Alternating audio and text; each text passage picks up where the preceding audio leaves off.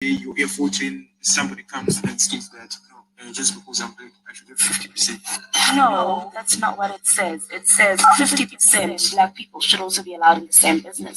But why should it be forced though? It's not forced, Tinashe. You must remember that sometimes people don't get hired because they are black. Remember, most of these things are owned by white people. And white people, unlike us, they take care of their own. Follow us on Facebook, Twitter, and Instagram at 1873. 1873 FM. The 1873 FM. The Bluetooth is connected successfully. And new possibilities. And yes, this is your platform where we get to have open, frank, and honest conversations. And as far as shaping and defining the character picture that we want. And each day we are not lights, community of individuals like yourself and myself, and those points of light also being individuals who are responsible citizens, who are active citizens. And as we are joined in conversation this morning towards the 120 on the other end of the line, I have Peter Sikosana and Angela James. Good morning, Peter, and good morning, Angela. Thank you so much for joining us on the Saturday FM tuner. Good morning. The Bluetooth device is ready to pair. The Bluetooth device is connected successfully. Each day, as far as working, getting towards the 120 and also the ideal of the 10,000 points of light. And this morning we have a very distinguished company with us on the radio. It's Dr. Peter Skosana, who was, from what I understand from Craig, Peter, you're no longer with the Department of Education, that you have retired from the Department of Education, as far as I understand. Yes, I've worked for the Department for 39 years, and for about 17 or 18 years I was in management, and later as a director and chief director. So you held a very big responsibility in your hands in the time that you were with the Education Department towards the end of your... I mean, every teacher holds a lot of responsibility in their hands with the children that they have in their classroom. But being responsible for so much of the Education Department must have been quite a... Before we talk about that, before we talk about what's going on, you know, what the importance of schooling and education and learning, just to kind of position where you are now, we had Craig Rowe the other day, about 2 weeks ago, who was on the show with us talking about choosing to serve, and we talked about the community engagement and involvement that is happening with CDR equipping. And you have joined Craig as the Director for School Support and the programs that go into schools. So whilst you're not in the Education Department anymore, you're still very involved with the schools and the schooling system. Yes, I am. When I left the Department of Education, after 39 years of service, I asked the MEC Panyaza Lusupi to allow me to have 6 schools that I would visit to support and mentor and encourage. And so, but I thought, let me then partner with Craig, because who for many years had been supporting me while I was in education. So we are now working together, supporting schools, but a few, but next year we'll be supporting more. Okay. And you're very active on the West Rand, from what I understand from Craig. Yes, I am very active here in the West Rand. I grew up in Pretoria, but worked most, half the number of the 39 years in the West Rand, and I love the West Rand, so this is where I think I can contribute better. Okay, so you're doing a life of contribution, following in the footsteps of our beloved Madiba after his destination. Yeah, we have to. So, sorry, carry on. No, I'm saying if we have examples, such great examples in like Madiba and many others, politicians, but because of time I just mention him, we have to feel and we have to serve, because he was one of the greatest servants in our country. We have to learn from him. Very much so. No better area to be at the moment than in education. So our theme today, this particular interview, which follows on from the theme of the week, to learn, is to really start to look at the whole question of what's happening with our education system, what's happening in education with learners, in terms of promoting a learning culture. Because to teach is one thing, to educate is one thing, but if learners aren't wanting to learn, it makes it a whole lot more complex and a whole lot more challenging. So what would you see is the difference between teaching and educating versus learning? Well, look, as you say, Angela, to teach is one thing. It's very easy to teach because I can go to class to teach. But learners don't arrive on time because their parents don't play a role of ensuring, even the community leaders don't play a role of encouraging and asking children why they are late. Their parents don't play a role. The teacher is in trouble. The children will come late. They are ill-disciplined. They have no respect in class. And they bring all those things of misbehavior from the community to this single teacher in the classroom. So teaching and learning needs the cooperation and the participation. And then for the child to be able to learn, there are other people who must contribute and ensure that that learner is ready. It starts from the community and the home. Very much so. And I think that, the thing is, what we're seeing, and we're seeing it all over the place, whether we're seeing it in impoverished areas or we're seeing it in affluent areas, it doesn't matter. Yes. That in many instances, learners are left to their own devices. There's not the kind of support for whatever the reasons are. This is not about name, blame, shame. Because in some instances, some of the parents don't even see their children. Some of them are holding down 2 jobs just in order to survive and put food on the table. So it's not about the name and shame and blame. Learning is actually a community activity. And when we start to talk about, when we start to see learning in that light, we now start lifelong learning. Tell us your perception, or not your perceptions, but around lifelong learning. You mentioned to me earlier today you're still learning. No, I am just about to be 66 years of age now, but I'm still active. I'm learning. Even this morning, I'm learning. I think, if you can't contribute to your community, even the beautiful things that are taking place, you will have to rely on other people to tell you. Even if it is a good thing, you see it's good, but you will have to rely on perceptions and others to tell you. You will be confident to just repeat what other people are saying. But if you are learning, you become original. If you are learning, you are able to have your own views. If you are learning, you are able continuously to create new information and contribute to your community. In my I also do patrolling work at night with neighbors and so on.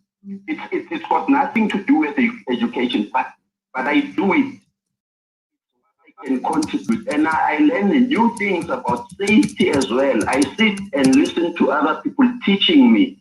So lifelong learning is not about going to school formally. It is beyond that. It's not about getting certificates and degrees. It's about learning so that you can be an asset and contribute in your community where you are. Well, that's very interesting. What you mentioned is as far as an individual contributing in the community where they happen to be in. My attention also is what you emphasize, that learning actually starts at the community level. So if you were to look in this digital age that we happen to be in, do you think that education is generally compliant? Look, Tinashe, ICT is important, but in future regret if we only rely on ICT. We must rely on the people, you and I and other people who must learn. We must not drop and leave the old way of taking a book, not a computer or tablet, a book, and read and learn. Learn from other people through talk, collect information, participate. If there's a meeting in your community, go and take part there. It is not only the computer. Yes, at the moment we are saying a lot about the fifth industry, the fourth industrial revolution. It's important, but it must lose the basic things. Computers will work if the basics are right. And it's very close to my heart, Peter. What you're saying is, and I'm so glad to hear it from somebody like yourself, is that there's two elements to education. This is an enabler, but we cannot use technology to substitute human interaction. And the danger and risk that we are running is if we don't right-size technology and put it in its right place, the danger that we're heading towards is interpersonal illiteracy, which will dehumanize us even more than what we're experiencing right now.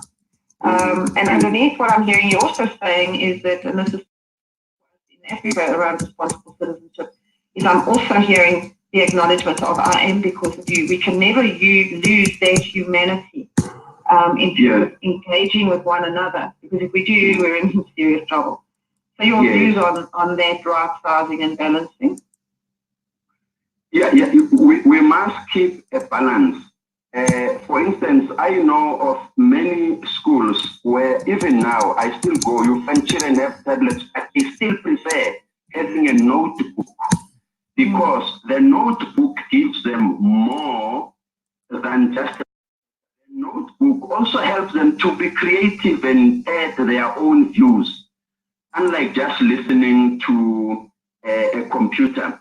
And Angela, if we don't lose the basics of communicating, teacher talking to you, assisting you, we will make it. But if we only on ICT only, we run a risk of cutting communication. We won't talk to each other. If you see, you can see when you walk in the street, you see learners walking in the street. You call, they don't hear you. My son here, I can call him, he's in the next room. He can't hear me because he's got those things in his ears and he's dancing, yes, listening. So it cuts your community. Imagine if we have all our young people growing up and being like that. It's going to destroy the spirit of Ubuntu and community. So if you were to look at the knowledge supply chain, do you agree that it has been positively disrupted by technology to present a real challenge to the traditional methods of delivery? Precisely. I was talking to, at the moment, remember the president says the children can't read. And he wants, throughout the country, he has put a number. I don't know if it's 80 words or 120 words, but he has put a number that children must read so many words a minute. Now, children can read. So if we do not make sure that we use the old methods, Tinashe, drilling, repetition, reciting as our teachers used to teach us, poetry, standing in front of other people, communicating, through those basic methods, we will lose. We won't be effective. We won't learn. And I think that there's a difference that you're saying. Sorry, Tinashe. Sorry, I just wanted to make this point. Sorry, I didn't mean to interrupt. But there's a thing that you're saying here is that technology as a learning, and as much as we can pick and access information so quickly, it's a parallel learning. Whereas what you're talking about is an ongoing blended learning approach, technology and engagement. And that engagement with people, because we are still human. And I think that that's really, if we get that balance right, we then will be able to accelerate. It's true, Angela, because we are not machines. we are human beings. We are social beings. Even in our learning, children, they will learn social skills, not through computers, but through mixing and socializing with others. So we are social beings. We will learn through machines only. IT is important, but we are social beings and we learn through social meeting, engagement, and so on. Sorry, Tinashe. So if you were to measure your life, Dr.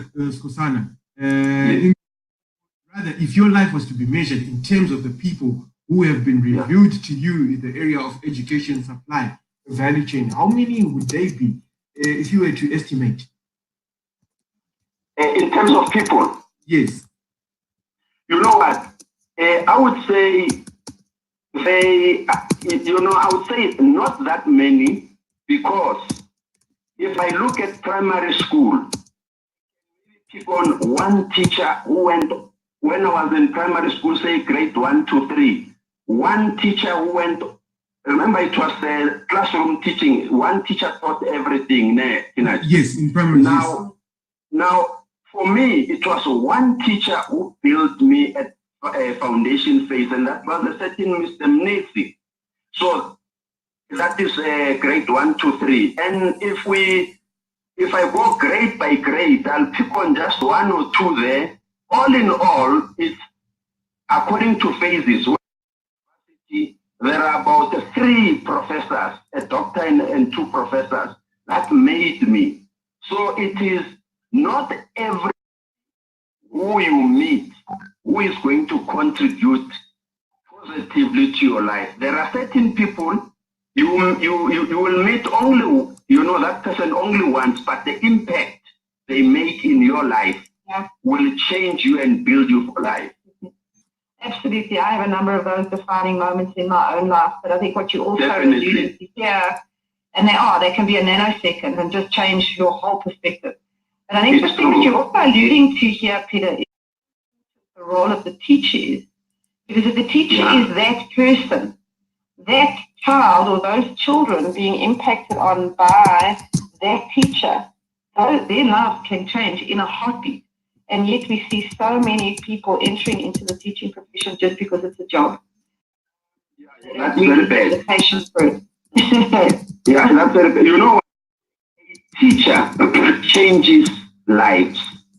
There are many people, you can have many professions and so on, but a teacher takes a child who can read and makes that child to be able to read. Mm-hmm. And once the child is able to read, the life, and the world view of that child changes for good. So a teacher is very, very important. It's unfortunate today when you have people who are in the teaching profession, who abuse children, who are not committed, who are late, and so on. I was a teacher.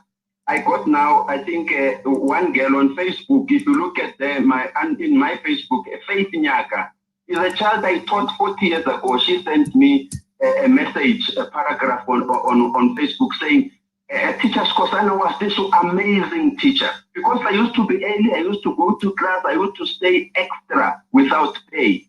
So a teacher, once you meet children in your put you there to change their lives, they will remember when you are an adult, whether you're delinquent or not. It's a very humbling, beautifully humbling profession. Definitely. I don't believe that teaching as a profession gets the kind of, or the right profiling within the way that we, the way we live and work. Because we've seen that meme a number of times.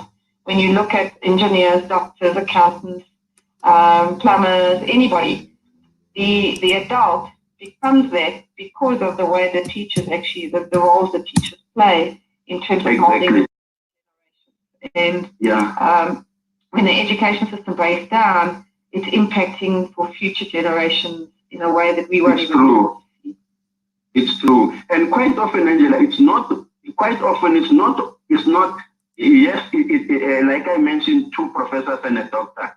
But in most of the time, it is those people who taught you in the early years when you were still a young person and so on, formed you. Those people are very important during the school age, even more than university. And the engagement of those teachers with the parents and the community, as you said, because it's not an insulated thing. And I think the concern that we're seeing now is that, especially with teenage pregnancies, is that we're seeing younger and younger children, and they're still children, becoming parents who have got literacy issues themselves. And the knock-on effect of that generation is just too crazy to even think about. Literacy has to be a national initiative to get the literacy levels up in the country. Yeah, definitely. You know, Angela, just to share this, in 2016, when I was director here in the West Rand, 2015 and 16, we stopped the pregnancy. I think in 2016, there were no pregnant matriculants in the district when I was there.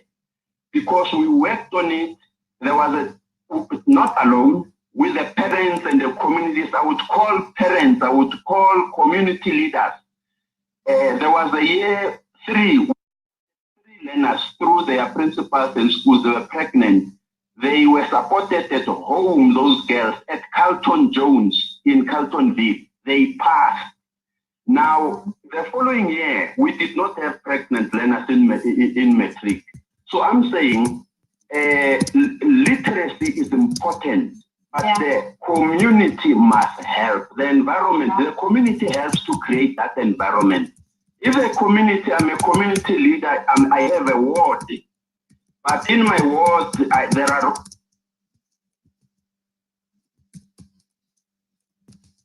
to take place. Is that your challenge, Peter, out to communities today in terms of creating a culture for learning? How would you be challenging society at large, communities, parents? How would you challenge them, teachers, everybody involved in the learning process? In terms of choosing to learn, what would your call to action be? I think we need to go to, Tinashe indicated earlier on, go back to the basics, what we call the basics. We have to encourage our learners. In my community here, I see learners, primary school learners, grade 7, over the weekends, drunk and so on. I have gone to some of their homes. I've spoken to some of the learners. We need to create an environment. You know, creating an environment is not just talking. You must go, you must act, you must go to a person. You must do certain things and say, I have created an environment because I called these children to my home, I went to their house, I called a meeting, I spoke to them, I told them.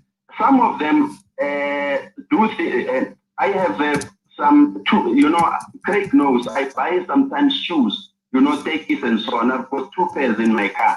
If I see a child, I speak to a child, and this child is doing naughty things because he's poor and so on, I give him a pair of Takis or sweets or something.